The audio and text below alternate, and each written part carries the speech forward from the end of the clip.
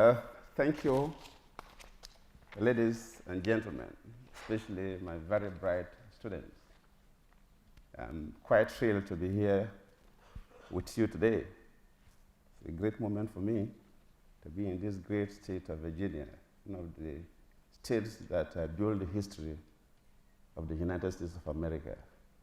And this institution, very prestigious public university, one of the first in this great nation. Very ambient environment. Quite pleased that you're with me to share some ideas and mainly to listen to you and respond to the questions, especially those of you who are into international relations, political sciences, and history, and studying other nations. Let me especially thank the team and organizers of the Presidential Precinct because they've been quite wonderful since we came. We've enjoyed all moments with them. And we passed through a lot of interactions with people. Of course, Francois has already mentioned about me. I handed over powers about 5 months ago, precisely on 29th of May this year, to my successor. Before then, just like she mentioned, I was in active politics from 1999 to 2015. That's a space of 16 years. To some politicians, that's a very short period because some people have been in parliament for upward of 20 years. Not talk about 16 years. But my own is somehow unique, especially from Nigeria, indeed the African setting, because within that 16 years, I first won election to be the deputy governor of my state, Bayelsa State, then became the governor of that state, then later moved to the center to be the vice president of the Federal Republic and the president. And of course, I'm now exiting. Before then, I was in public service. I worked for my state and the federal government in different departments. But one thing very clear, as Francois mentioned, I came from a very humble background, the rural part of Nigeria. Incidentally, that is the part that oil mining is noted for. But as a child, and especially when I was in elementary school, up to when I was in high school, Africa is considered as a dark continent. Some of you who probably read fairly older books will see that description. And it does not normally go well with African students, especially aspiring leaders. So when I got into public service, I feel we must collectively do certain things. We must change that concept of Africa being a dark continent. For 5 years, I served as a president. Of course, a total of 16 years. But the 5 years I served as a president exposed me to quite a number of things. And I believe collectively, we can change the story of not just Africa, but most of the developing nations in the world. And I believe working with others, we'll be able to develop our countries. We did that in Nigeria within that period, and we can do it again. One of the key things is the economies of our nations. And from my studies and from what we did, we reformed the private sector. So many sectors. We reformed our power sector. We reformed our agricultural sector. We reformed our oil and gas sector. Our industrial sector, especially automobile. And in fact, we involve young men and women in the private sector. We mentor them, encourage them to set up small businesses, micro and small and medium-scale enterprises in terms of light manufacturing, processing, especially of food items, and also the service sector. And it worked wonderfully well. Within that period that I was the president of Nigeria, 5 years, Nigeria became the biggest economy in Africa because of these major reforms we did. And so many young people were able to get jobs because, of course, you know the story of Africa. We have the biggest young population in the whole world. On a continental average, Africa is a population of about 1.1 billion people. About 60% of these, 65% of these people are below the age of 35, very young people. And there's no government that can create jobs for these young people. And the African youths are no longer the youths of some years back. Number of well-educated, trained outside Africa, very sophisticated, intelligent people. So you must create opportunities for them. And what we did, especially in the mentoring, was to make sure we encourage them to start businesses, small enterprises for themselves.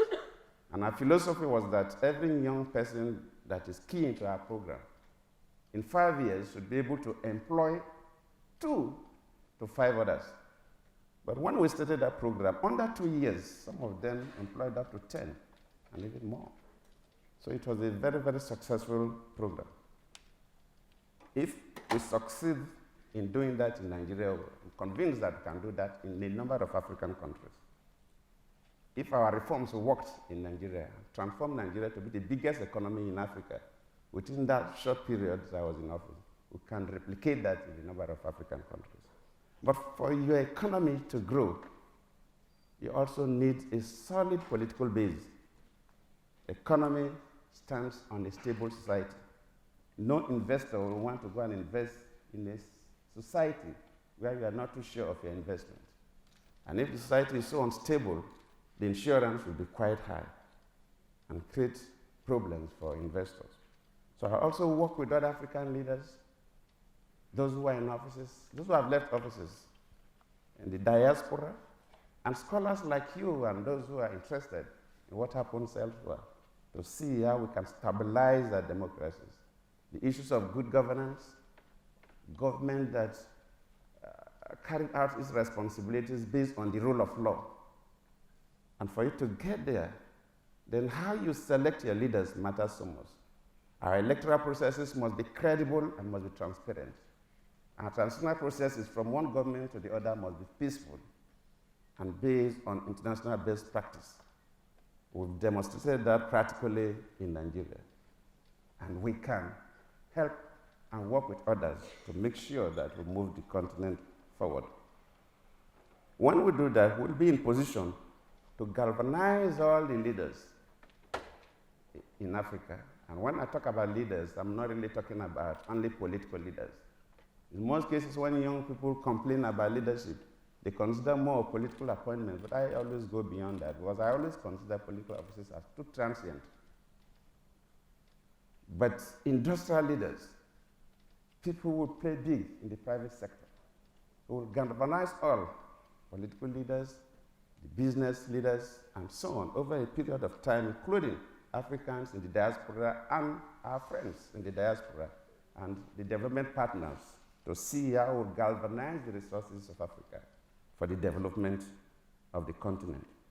And for me to do that, I have to set up what you've been told, the Goodluck Jonathan Foundation. Of course, it is the foundation that brought me to the state of Virginia. It is the foundation that made us to link up with the Presidential Precinct because they have this network. And of course, it's built around former presidents. And this state is very unique to have produced so many of the former big American presidents. And we feel that this is the first port of call. Incidentally, this is the very first audience I'm addressing. Talk about my personal self since I left office. My initial thinking was not to discuss anything about Jonathan and his governance until 1 year. But this is a very unique occasion.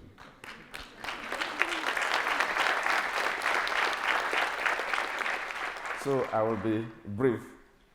So my foundation, which we are working on it, but will take off very, very effectively next year. You know, the issue of presidential foundations is a bit novel in Africa. For those of you who have taken pains or who are into African studies, you'll see that most of the African democracies are very recent. Most African nations gained independence about the 60s, between 1958 1963. That's when most of the African nations gained independence. Ghana, 1958, Nigeria, 1960, Tanzania, 1962. So most of these countries, democracy is just about 55 years old, so very recent. And also we passed through a kind of a checkered political history. In a number of countries, you have military interventions. Other countries, you have very powerful leaders that continue to rule the country for a very long time. It is now that former presidents, obeying their constitutions, serving fixed tenures, are beginning to set up foundation. I am now joining them. But I just don't want to set up a foundation for the sake of a foundation. I want to set up a foundation that will make an impact in the continent. And that's one of the reasons I said that before I come out clearly with my blueprint in terms of my mission statement and vision, I must come and interface with people like you. For almost a week, from Monday to today, we'll be meeting and discussing with various groups of people, scholars, students, business leaders, and so on and so forth. I think this is the last audience I will address before I leave for New York. And I'm quite pleased to be with you, because listening to you, some of you are very young, and of course the society is now controlled by the young brains. Listening to you will also help us to shape our foundation. We want to focus on how we enhance the energies of the youth, the young people, to grow our economy. I've said it before, we did that in Nigeria. We encourage young people to go into commercial farming. Those of you know Africa very well. Some of you probably from African countries. If you are from Nigeria, you hardly have the courage to introduce yourself as my father or my mother is a farmer. Because in Nigeria, telling somebody that your father is a farmer is another way of saying my father is a poor person. But we want to change that, and we did that in our agri reforms. We said we are moving agriculture from the rural development pattern that we inherited from at independence to agriculture as a business. That was our focus in agriculture. And we now encourage young men and women who have left colleges to go into commercial agriculture. And because of what we did, we saw young men, and not only those who read agriculture or related courses in the universities. After we came, we launched our program over a period. When we reviewed the activities, I was thrilled that one medical doctor was involved, some lawyers were involved, some engineers were involved in farming, because they all saw the potential. In case of the small and medium-scale enterprises in the light manufacturing, food processing, and the service sector, cut across so many young people. And of course, the major reforms we did in the power sector, of course, general agricultural sector, agro-inputs, and other industrial sector was quite good. And the success story, of course, culminated in Nigeria being the largest economy. That is a focus. But as I mentioned, the foundation, to get that, we also work with government to stabilize democracy in Africa.